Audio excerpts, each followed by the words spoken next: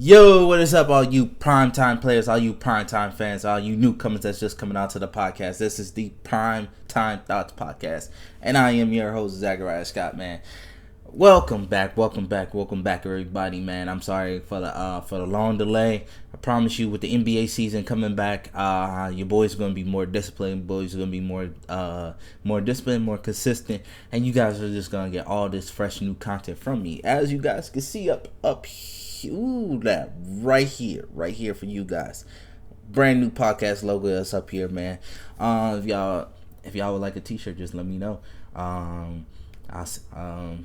Y'all like a t-shirt, just let me know, man. Let me know in the comments. But with that being said, I finally what we coming back to for this episode is I'm gonna be talking about the New York Knicks and the Minnesota Timberwolves trade that recently happened, including Karl-Anthony Towns and Julius Randle and Donovan DiVincenzo.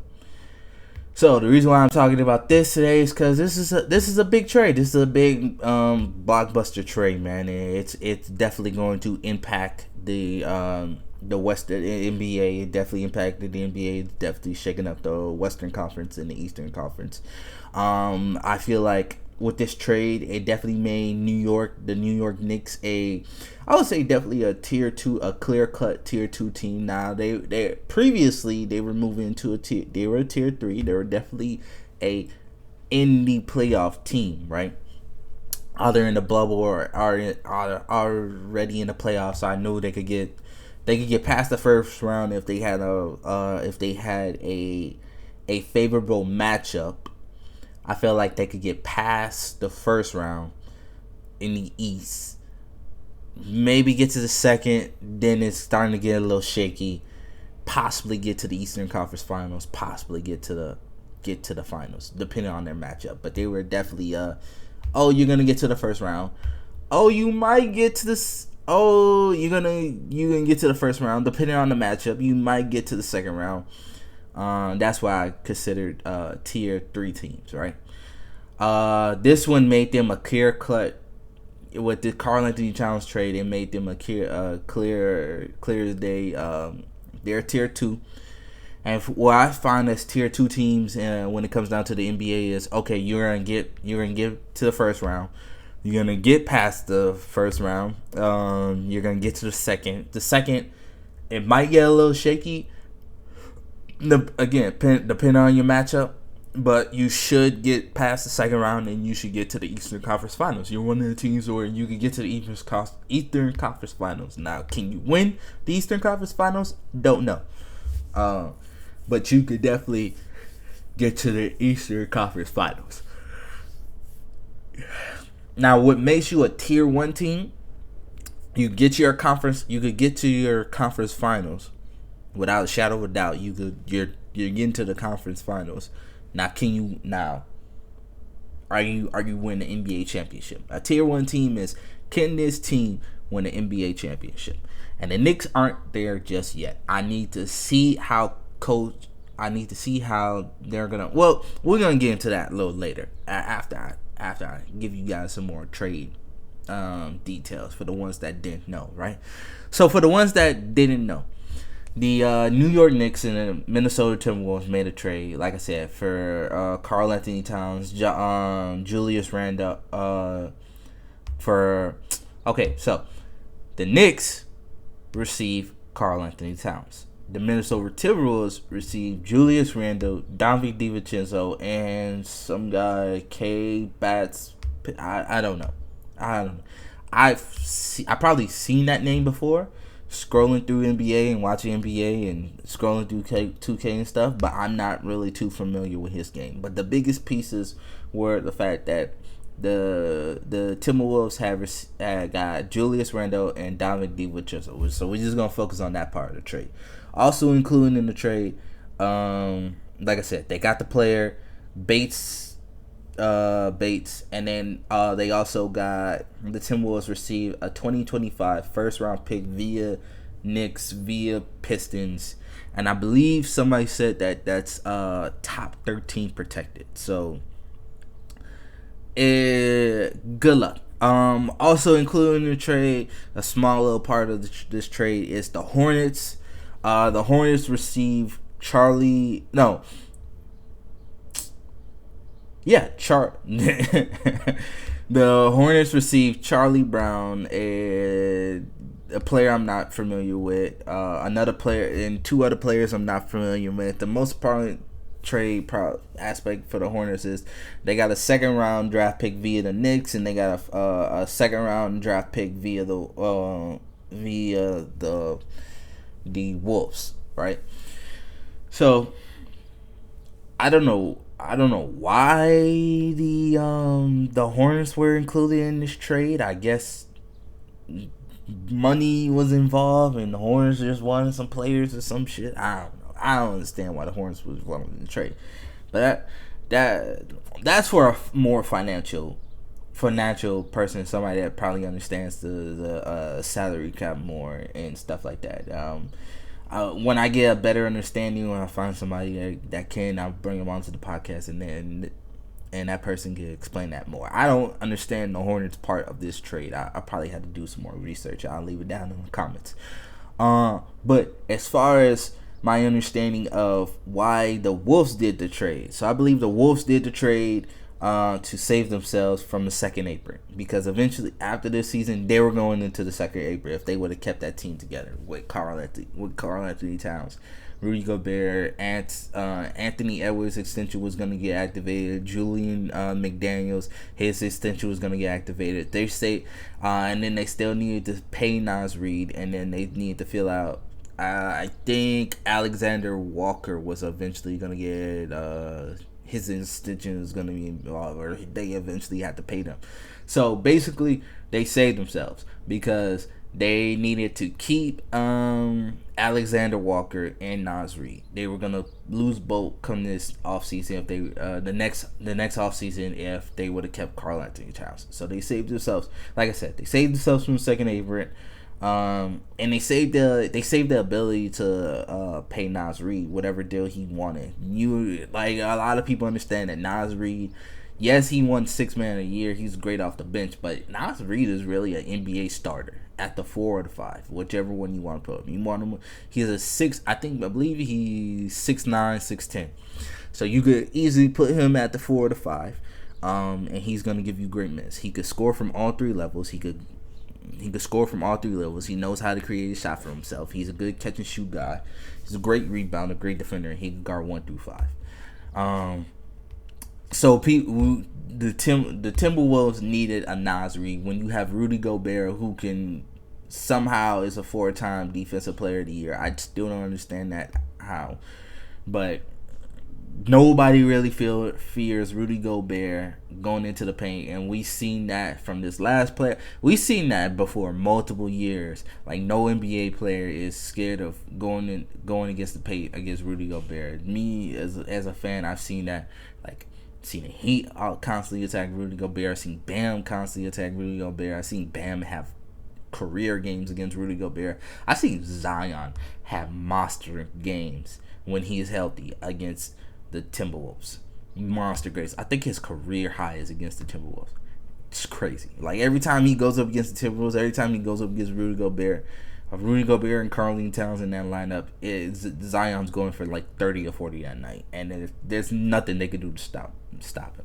So I feel like the Timberwolves did this so that way when teams are attacking Rudy Gobert, you could just easily go to you could send him to the bench, especially in that late fourth quarter moment when you need buckets. You see that they're constantly attacking Rudy. You could have Julius Randle, who's not a great defender, but he's not a scrub. He's definitely an average defender, and he could definitely hold his own against a 4 or 5. So it really don't matter. He could play physical, and you could have both them out there. And you can have Julius Randle out there, who's another 3-level scorer, and who could create his own shots, who's definitely a playmaker and stuff like that. So that way, Anthony Edwards don't always have to carry the offensive load. You have guys that's around there that create their own shots and still be a catch and shoot guy. And And the reason why you add a Donovan DiVincenzo, DiVincenzo this last season was in high 40s or damn near 50% from the field, and led the NBA in percentage wise. He was the 3-point shooting ace percentage wise. So now DiVincenzo, he wanted to leave New York because he didn't want a role. He didn't want a bench role. He wanted to be a starter. He definitely wants more minutes, and he knows he's gonna lose minutes when Mikal Bridges and OG Anunoby constantly on the floor. So he's like, I want more minutes. I like the fact that they got the Nova guys all there, but I see he saw himself more as a more impact player as a NBA starter. And Donovan DiVincenzo, he is an NBA starter. He honestly is. He's your catch and shoot 3-point threat shooting guard that you need in the NBA right now. And he spent some time playing point, so he can handle the ball a little bit. He doesn't constantly need to play point, but he's definitely a 2 guard, a small 2 guard, and he could start in the NBA. I'm gonna go back to Nas Reed real quick. I also feel like the reason why the Wolves did this is because they see the impact, they see the growth in Nas Reed, and they believe that Nas Reed eventually is gonna be a starter for them. So you don't mind losing Karl-Anthony Towns because you could put in a Nas Reed and you could trust a Nas Reed. And you saw throughout the playoffs, you could trust Nas Reed in late game situations because anytime Anthony Edwards or somebody was passing out the ball, Nas Reed came clutch with some of his threes. He had great scoring games. He had great defensive games. He was helping shut down Jokic when Karl-Anthony Towns wasn't on there.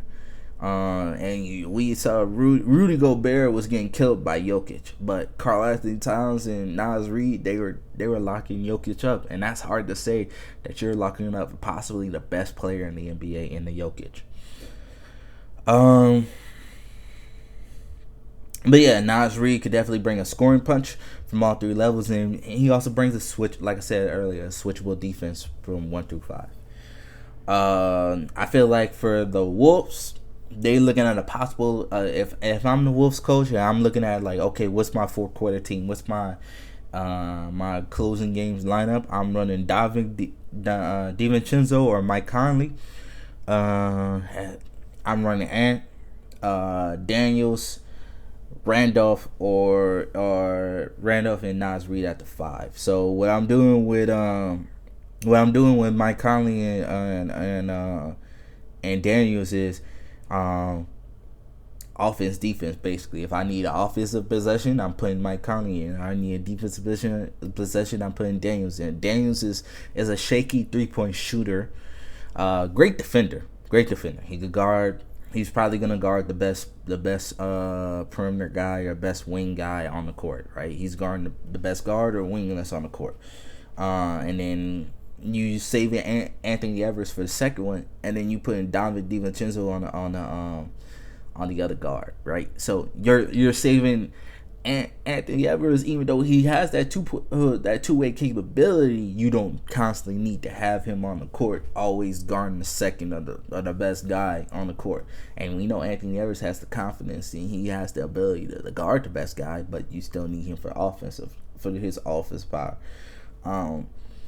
So yeah, this definitely saves Anthony Edwards' effort on the defense, and then you still have Rudy that could come off on the bench. You still got Alexander Walker. You still got your rookie and Rob Cunningham. Now, Rob Cunningham he's gonna need a little minute. He's gonna need this season and probably next. But will you see Mike Conley, Uncle Mike, as some people were calling him? You see Mike Conley, he's slowly getting up there in age, and he's near the tail end of his career. Eventually, he's gonna start coming off the bench. Now you can bring in a Rob Cunningham, and it'll be a nice, easy transition, right? You could get Mike Conley for a couple more years if he's coming off the bench, playing less starter minutes and stuff like that. Mike Conley could be a good veteran guard for Rob Cunningham, teach him how to do the right things and stuff like that.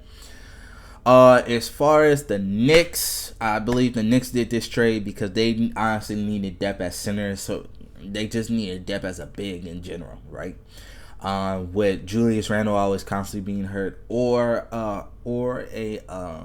Mitchell Robinson always constantly being hurt, there was just a lot of minutes where you didn't get your two starting bigs. So the Knicks got tired of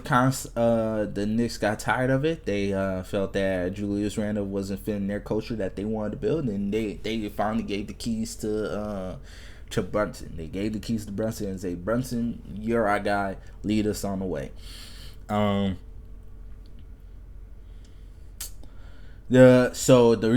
I feel like Karl-Anthony Towns is coming in and he's understanding that, hey, I'm the number 2 option. I'm a number 2 option. That's perfectly fine. He was doing the same thing with Anthony Edwards anyway. Let me come in, be the number 2 option, get some pick and rolls, get some pick and pops, be that catch and shoot guy. Sometimes when I need to, I'll go create offensive firepower for myself. And I feel like with the Knicks, it also gives Mitchell Robinson, he doesn't have to rush back from his injury. From what I can't remember his injury off the top of my head, but he doesn't need to rush back. He can have a lot of time. Karl-Anthony Towns, he could play the 4, he could play the 5. He's a 7'1", 40%. No, I think it said 38 career 3-point shooter, but he could shoot in the 40s. He shot in the 40s before. He could shoot. He isn't going to give you a high 30s 3-point percentage. So for the Knicks, it gives you a nice scoring power. It gives you a nice scoring power and gives you a leeway to be like, hey, we could compete with a Boston now because we have the guard that we have, because we have the wing players that we have in the Hart, in a Mitchell Robinson, in a OG Anunoby, in a cat that could guard KP or Al Horford. Now all the Knicks got to do is they're top heavy, so they got to figure out where they're gonna find their bench, where are they gonna get some bench points, or can you now start running some lineups where you don't necessarily have to have Brunson always on the court. Now you give Mikal Bridges, hey, you can run the second team. OG Anunoby, hey, you can run with the 2s. You could be the main focal point of the 2s. Hey, Carl, if you want to run with some 2s, you can be the main focal point of the 2s. So that way you can constantly create when Brunson is not on the court. All in all, I feel like the Knicks won this trade right now. But the reason why the Knicks won this trade right now is because, like I said, this is a top heavy trade for them. It's gonna be good. It's gonna be good immediate results for them, right? We're not gonna see the Timberwolves. I feel like overall the Timberwolves really won the trade, but the Knicks won the trade right now. I feel like with the Timberwolves, they were planning for the long term, right? While the Knicks were playing for the short term. The Knicks are talking about, we're going all in. We're trying to win the NBA championship now while we have these players while we're in this cap space and stuff like that. We're trying to go all in. We're trying to win now.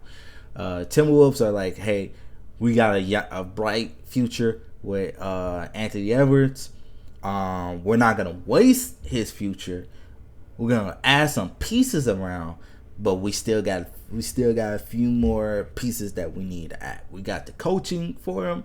We got some players for him, but we still like maybe one or two players away, and then maybe we could win in the West. And it's not our year right now, but it might not be our year right now. We might at least make it to the Western Conference Finals again, or we could get to the NBA Finals, depending on how far Anthony Edwards could lead us. But let's see what this offseason leads, and if we could add another piece to this and make it even more better. With that being said, it's been your boy, Zachariah Scott. Appreciate y'all for checking out this podcast episode. More podcast episodes coming more and more and more. I promise you I'm gonna be more consistent. So make sure you subscribe to the pod. Make sure you like, comment, and like I said, like, comment, subscribe. Make sure you subscribe to the pod. Peace. That's been your boy. I'll catch y'all on the next one.